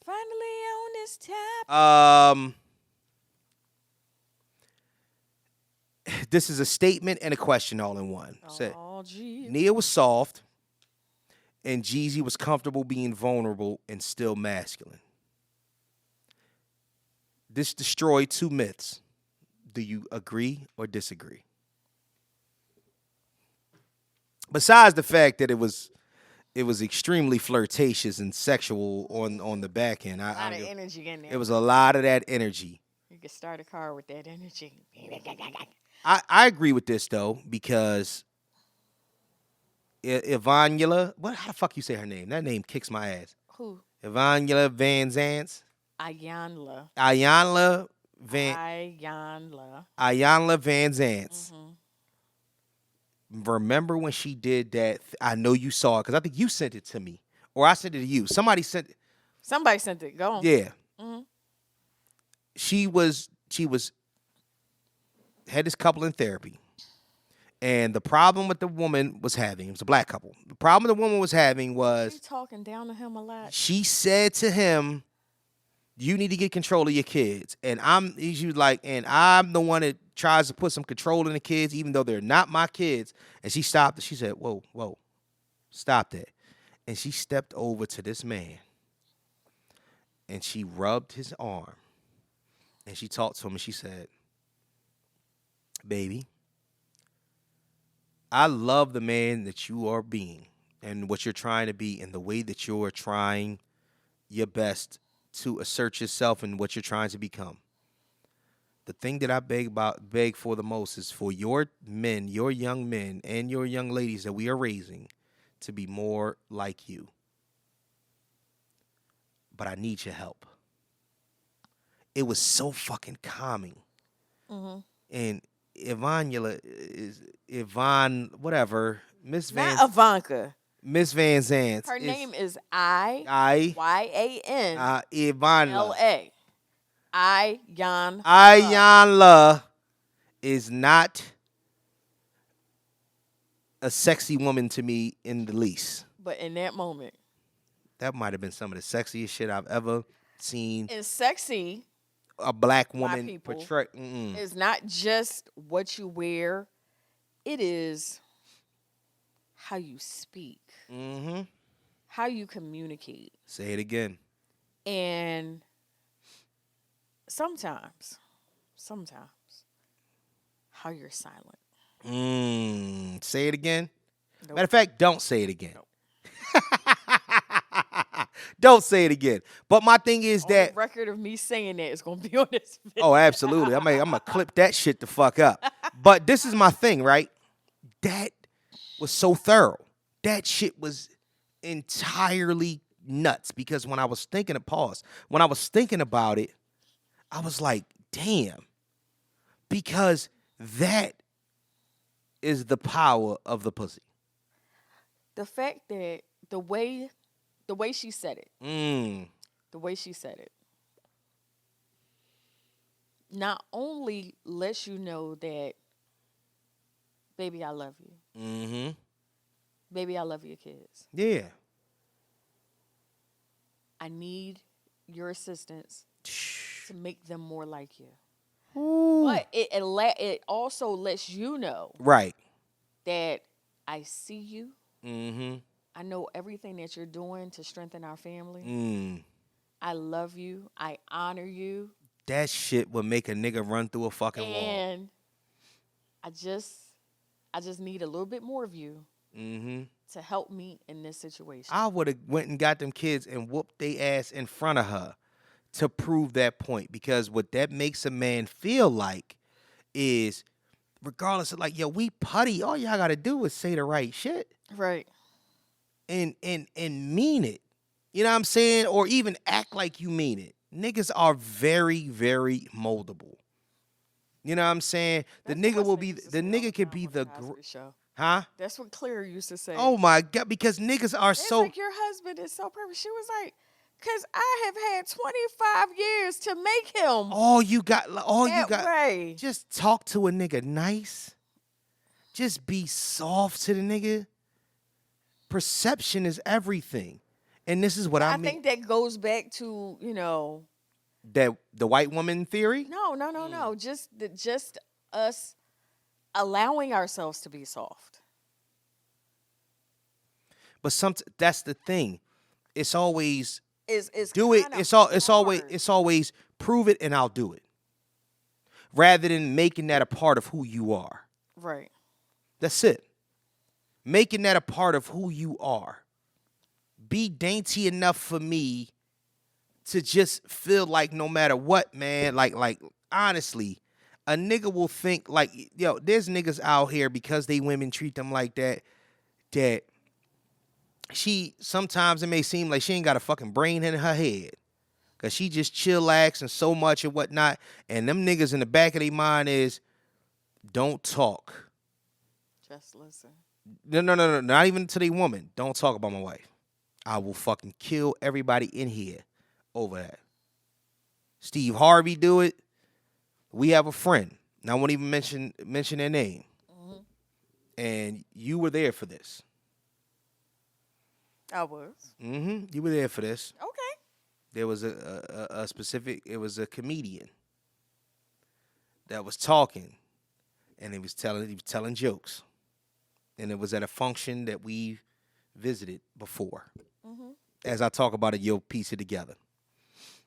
And the comedian had jokes about everybody in the room. He was just cracking jokes. Mm-hmm. And the husband saw that the jokes were coming his wife's direction. Mm-hmm. And he was not with it at all. Laughed at everything else and was just like, listen, we not doing that. Keep my wife's name out your mouth. But it wasn't even on that type time. It wasn't aggressive. It was just like, yo, I don't. Yeah, he was there. And he said to the comedian, I don't deal well with that. This woman is everything to me. And even if she finds it amusing, I don't. And I'll tell you later. I'll tell you this after. Yeah, we'll talk about it off camera. But this was the room got very uncomfortable. And here's the thing. This is the crazy thing. Remember, that protection that y'all talking about? That was that. That's exactly what that is. And it might not even have been warranted. It might not even have been something that was necessary. Don't matter. But the protection was one of them things. But the reason why is because of the simple fact that if I allow you to violate mine, then that is disrespect to me. Regardless of if it's funny, regardless of if it's a thing that needs to be said or needs to be done in order to keep the vibe up in the room and whatnot, because everybody is getting these jokes and everything is going on. That makes me feel uncomfortable. And if you make me feel uncomfortable, that reverberates to my better half. And at the end of the day, I'm not with none of that shit. So all I'm asking, no disrespect, just keep it moving. Mm-hmm. Just keep it moving. That's it. You just figured it out. I think I did. Yeah. Just you figured it out. So at the end of the day, just keep it moving. This summer? Huh? This past summer? No. This was years ago. No. This was years ago. Okay, no. But you know what I mean, the situation, but just keep it keep it moving. And that's all I'm asking. And the comedian kept it moving. It made it mad uncomfortable. and the jokes went to other things, but you could just tell the uncomfortability. Matter of fact, the set was pretty much over after that. Damn. Because it was so much. The tension was there. The tension was so much because now it was like, yo, I just don't want you to do that. And talk about anything else you want. Yeah, and it almost tested the moxie and the manhood of the person that was telling the jokes. Because now it's like, yo, bro, you gotta respect that. If it's not, you have to respect it. You have to. You know what I'm saying? That's all it was. It wasn't no, I'm gonna punch you in your face. It wasn't none of that. It was what it was. So keep it moving. Yeah, that was a very, very, it was a very touch and go type situation, and we talked about it afterward. But shout out to them, man. Shout out to the men that are able to protect, in that way. But here's the funny thing: situations like that don't happen all the time. Right. That's why I say for each scenario, it's a one-off for everything. We got to stop grouping things all together and say, I don't feel protected because of this. Well, when the fuck do you feel protected? And if it's something that somebody goes out of their way to make you feel protected, do you group all that together? Or do you just say, oh, that was just that one time? It's important. It's important. That's where appreciation comes in at. You know what I'm saying? I'm not going to point out, that's the one thing that men don't do. Men don't keep track of, because we don't say every time you didn't do something that we would rather for you to do. Because it's not how men are. Men aren't this, we can't keep track. We're not always remembering this, that, and the third. Only time we remember that is when it's an argument. You know what I'm saying? And when it's a disagreement, like, yeah, well, I got to defend myself. You didn't do this when I asked you to do this time. Right. It's just important that you look at it and you say, damn. Look at how look that made me feel good at that time. Because all in all, if you do that and you just cherish the moments, you might not have a moment later on in which that can happen. Right. You know what I mean? And really, really think hard about that. Like you might not have that moment later on. Sooner or later, you're gonna figure out that there's gonna be a time where that is not gonna be able to take place. You know what I'm saying? Like, for real, man, we really, black men, black women, man, just try. And I think that and I think we should hug more too. Mm-hmm. Hug more. I don't give a fuck if you think the nigga wants some pussy. I don't give a fuck if you like hug the nigga. He might need a hug. The best feeling in the world. Just ask him how his day is. That too, but what the best feeling in the world for young black men is? Older black women embracing them. That shit is so thorough. It's like, because you get that's your auntie, that's your grandmom, that's your mom. You know what I mean? It could be from a complete another stranger. They just hug you. You know what I mean? It's just like, damn, that feels great. My mom bought a young man lunch. Mm-hmm. Down Borden Island the other day. Mm-hmm. And I don't know what happened. And she's like, "You okay?" He was like, "I was blowing you a kiss. You look so nice today." And right. And she's looking at him. You could tell that somebody cared for him. Right. But he's out here. The clothes are nice clothes, but they're dirty. Right. You don't know how long you've been out here. Mm-hmm. And she's just telling him, go back to wherever it is you came from. Right. Go back there. Mm-hmm. Because it is obvious mm-hmm. by your hair and your clothes. Yeah. That someone loves you. Yeah. Mm-hmm. And you're out here doing what? Yep. Nothing. Yep. And she was like, "You want a donut or something?" And she's like, "You want a sandwich?" And she, mm-hmm. got him something hot to drink and a sandwich and said, "Go home. Go home. Go home." All the nieces and nephews she got in the world. Mm-hmm. She transferred that auntiness over to someone in the street, because you just never know who is just going to need someone to just go. Mm-hmm. Just tap you. Just hold your hand for a second. But that has to translate to our substantial others in relationships as well. Huh? So it's just falling and falling. You see me get lower in my chair? That's because you want to keep your damn feet on the floor. Go ahead. Your feet hanging off the damn floor. Anyway. Whatever. But that was interesting, man. That was really, really interesting. I'm showing a lot of growth. Yeah, Jeezy is a fucking sniper, though. I don't give a fuck what you tell me. I know what I know and whatnot. Movies, and TV shows. Okay, so there is a new TV show Mm-hmm. that's on Paramount Mm-hmm. called Bass Reeves. Okay. Okay. So it's about the he was a Texas Ranger or something like that. Mm-hmm. Mm-hmm. First black one. Right. Lawman. Right. So he's been featured like the movie with Regina King and Jonathan Majors. Oh, Harder They Fall.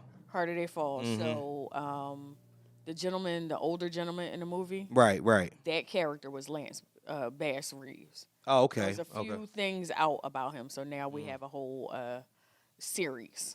Okay. Same person that did Yellowstone. Is Oh doing shit. it, so Okay. I gotta watch Yellowstone. I heard it's really, really good. I gotta get into the you gotta Yellowstone you gotta watch multiverse. Yellowstone, Mhm. not to mention the 2 prequels. Yeah. Oh, They're coming out with another one. They're coming out with another 2, I think. I heard it's like 1950 Well, or 1905 or something. It's a couple different ones with years. So they have 1883, Right. 1923. Right. 1923 is going to have a second season. Mhm. 1883 only had 1 season. Right. And they'll probably do something else. But I'm waiting for season 2 Mhm. of 1923 because that ending was everything. Bet. So I am waiting. The show that now that the strike is over, yeah. there's a show called Family Business. Carl Weber on Prime. Okay. It's 5 seasons so far, so 5 seasons are now available on Netflix. Right. I'm just waiting for the next season. I go through a season because he drops them all. Mhm. I go through a season probably in about 3 or 4 days. All right. Like it's to the fact Check. that I'm reading a book not Oh, about okay. it, but a book that has the characters in it. I'm gonna check that out. Because I just need it. So It's a gangster family. we got to talk about it because first and foremost, I'm ashamed because I saw all the other movies in the theater. This one I did not, and I should have. What? John Wick 4. Yo. Did John Wick 4 come out in the movie theaters at all? It did. It It did. Okay. It was I think it was at the edge of like COVID or no, it might have came. No. Oh. COVID was over. No, it came out in the movie. Last year. Yeah, it came out last year. So it was in the theaters or whatnot. But it was during the run of it was like Fast X, all them Jones was it was around the same time. So it was first and foremost. Shit came out this year. Yeah. So yeah, around Fast X time and all the Transformers and all that other Right. shit. Yeah. So this is the thing. I never thought I would say this. This movie was too action packed.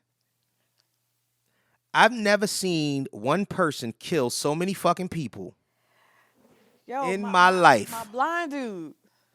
Oh yeah, and you know I think it's gonna be a spinoff with him because he's thorough. That's Donnie Yen. Donnie Yen is everything. Donnie Yen is that bull, and he's been He was in Star Wars.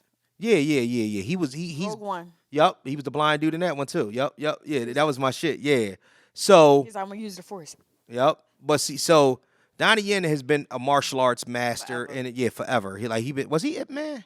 He wasn't Ip Man, was he? No, Ip Man was another guy. But Donnie Yen is a monster, and him being in this movie, I wish he was in a couple of the other ones. But if you notice, John Wick took more of a martial arts maneuver in the third one. There was martial arts in the other ones, but it wasn't like it was in the third one. Right. The third one, it was massive amounts of martial arts. Nigga. I think that nigga killed like 618 people in the movie. Going up the damn steps. Up the first and And foremost, then falls back down. the nigga killed 80 people going up the steps. And it got to the top and got kicked all the way back down the fucking steps. First and foremost, we need to start putting respect on Scott Adkins' name too. Scott, you know who Scott Adkins is, right? All right, Scott Adkins was the second in command, the bad guy that was always next to the main guy, the one that was good, the one that was the one that wouldn't die when everybody else was dying around him. You know what I'm saying? You know how it is when you sharp. But Scott Adkins is a well-known martial artist. He's Killer. yeah. Yeah. He's the one that kicked John Quick down the fucking steps. Yeah, at Dog. the top. Listen, this nigga, we gotta start putting respect on his name because he's like a B list, B or C list, but he's in everything. He was actually in He's a film producer, right? he was in one of the Fast movies. I think he was in the last one of the Fast movies too. He's a monster. He gets busy, and I noticed him. He's just the one movie I didn't notice that it was him because he had so much fucking makeup on. I didn't know it was him, but. Yeah. He's nasty with the martial arts. Him and Michael Jai White, he was in Undisputed too. With Michael Jai White. Then they gave him his own Undisputed movie. He's just nice with the martial arts. He's great in all the martial art movies. I watched. Doctor Strange. Huh? He was in Doctor Strange. Yeah, he was in Doctor Strange. Yes, he was. He was one of the bad guys in Doctor Strange. If he wasn't the main bad guy, he's a monster. He gets busy. This movie. It was so much fucking killing, so much fucking action. There was nothing that these niggas didn't do. There was not a sword fight. There was not a gunfight. There was not an explosion. There was not a way that John Wick should have died 97,000 times. Yes. And he did not. Nope. I love the ending. Huh? I love the ending. Yeah, the ending was great. Hey, he didn't. He actually asked for that ending. He didn't shoot it. Yeah, he didn't ask for that. He asked for that ending. You know that, right? To die? Mm-hmm. He asked for that. They were not going to kill the character off. No. Oh, damn it. Spoiler alert. It's been out since the summer. John Wick does die at the end of this, but it's not the way you think. Right. It's not like, it's almost James Bond-esque. Yes. You know what I mean? You know, it's just one of the... finally watch Fast X? I told you that. Ben told you I watched Fast X. No. You mean Transformers? Transformers. I did not because I couldn't get it on Prime because you still got to buy it. So I don't think I'm not paying the $19.99 for it right now. Okay. But I will watch it. I will get to it. But it was times where there was an action scene for I timed it. It was 25 minutes straight. Yeah, it's not a lot of dialogue in this movie. It's not a lot to talk about. John Wick is here. We want to kill John Wick. And even the dialogue is when he was walking to the top of the steps. And Lawrence Fishburne. Yeah, or when he was going to the top of the steps and the lady on the radio was telling everybody happy hunting. Yeah. Like John Wick has 6 minutes to get on the way up the steps. On his way up the steps and sent everybody to the steps. Yeah. The nigga killing hundreds of people on the steps just... First and foremost, that nigga killed so many people. I don't know how you found And then the guy with the dog. Oh, that nigga. They need to make... trying to kill him. Yeah. And then after a while, he's like, no. Did you know the symbolism of that? Yeah, because he had the dog. Yeah. John Wick don't kill dogs. Yeah. Because they killed his dog. Yep. Shout out to John Wick. Great film. Great film. You have to watch... What? The Continental. I'm going to watch Continental. Was it as action-packed as John Wick? It was. Yes. It's still as action-packed. Is it? From the very beginning. But this is pre... Yeah, this is John early. Wick. So this is about Warwick and how he became a part of the Continental. And rest in peace to Lance, what's his name? To play the concierge. What's his name? Oh, yeah. Yeah, because he passed away The right Wire. Yeah, he passed away. You see how I've never seen The Wire, but I know who's in it? Yeah, and they killed him off early in the movie, too. I was like, Yeah, damn. That's my man, though. Yeah. Because he was getting busy in John Wick 3. That nigga was getting busy. He really showed his ass in that one, man. Respect to them, to all those who are involved. You have anything else to talk about? Huh? Lance Reddick. Rest in peace to Lance Reddick. Yes. Anything else you want to talk about? I'm pretty sure we touched every basis of... I watched a couple of days ago. What? Five Nights at Freddy's. Oh, yeah, you did say you was going to check that. How was that? I don't believe your wife paid to see that shit. Yeah, Shannon said it was weird and she didn't like it. I don't believe it. she paid for it. They went to the movie to see that bullshit. Should I watch it?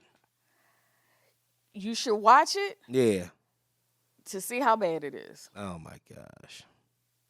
All right, we're just gonna leave it at that. Like even my movie dude that I follow on TikTok, Straw Hat Goofy. Yeah. He was like, people said, I keep telling people, I'm going to watch it. I watched it. Mm-hmm. He's like, I was not happy that I watched it. Right. He's like, people are trying to say, you have to have played the game to, like, really enjoy the movie. And he was like, no, because I didn't have to play Mario Brothers to enjoy Mario Brothers movie or whatever. Mm-hmm. He's like, you don't need to do that. Yeah. He's like, the movie was just bad. It was badly written. It was badly just, the premise of it was Shitty bad. film, man. It was just shitty. Like the twist at the end. All right, don't tell me. I'm not going to tell you. Right, I'm right. just saying, I didn't see the twist coming. Yeah. But even after the twist, I was just like, it wasn't worth it. It just fell flat. Like, it took me literally 2 days to watch it. Yeah. Because after a while, I was just like, I'm going to find something else to watch. Like, I'll stop. I'll go back to it and finish it later. All right, well, that's good. Well, now it's time to say goodbye to all my Negro friends. And Spanish friends. Get with us on IG at Mr._KnowItAll_pod. The Facebook fan page, Mr. Know-It-All Podcast fan page, Mr. Know-It-All Podcast on TikTok. And please, as always, send all of your fuckery, duckery, and schmuckery over to the Gmail account at MrKnowItAllPod@gmail.com. That's MrKnowItAllPod@gmail.com. I think I've reached my words max for the day. You ever feel that? I'm tired of talking. Left. I think I'm done. You ever wonder how the people with the real long nails wipe their ass? It's got to be something missing. The people with the long nails or whatnot, like what do you think that they do it from the side? Because I don't believe that you can wipe it, especially the girls with the real big butts. It be girls with big ass butts and long nails. How you wiping your ass properly?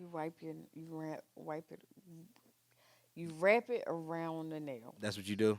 No, because I have no nails. Oh, when you I've have never nails. had nails that long. Okay. But I have seen an interview with someone who used to have nails that long, and she explained how she wrap it around and just slide, just like karate chop the ass, like slide the whole joint through the butt, like whoop.